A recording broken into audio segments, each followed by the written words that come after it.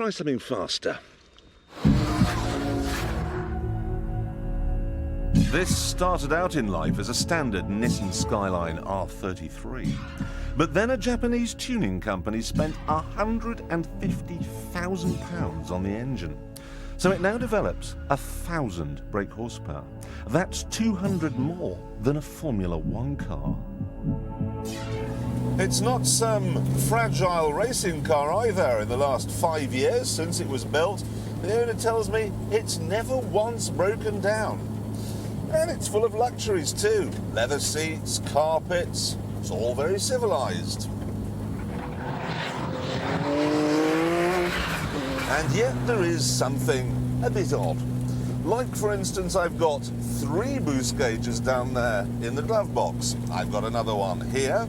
I've got a water temperature for the front of the engine, a water temperature for the back of the engine, and a water temperature for the middle of the engine. I've got exhaust temperature gauges. I've got an oil temperature gauge. I've got an oil pressure gauge. Overkill, do you think? I don't.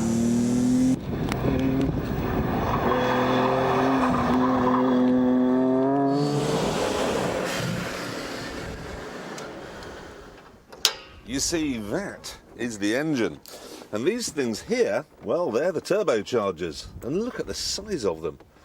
Could suck leaves off the pavement as you drove by with those. Amazing. Ooh, and look. I'm on a drag strip.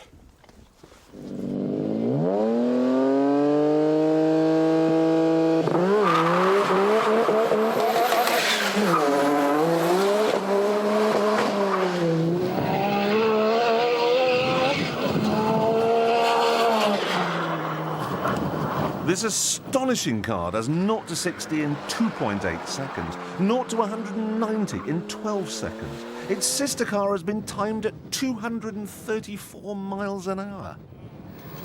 I thought that RS200 was fast, but this is absolutely astonishing.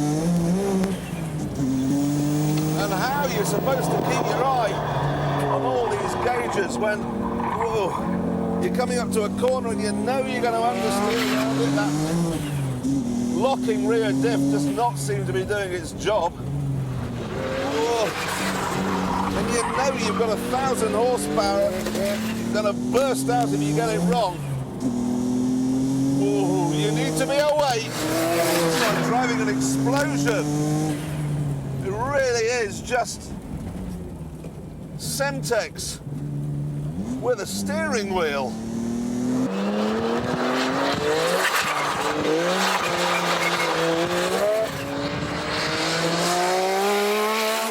Now, if you want to buy this car, it's currently for sale at £50,000, and that's amazing value because if you think about it, it cost 3 times more than that to build.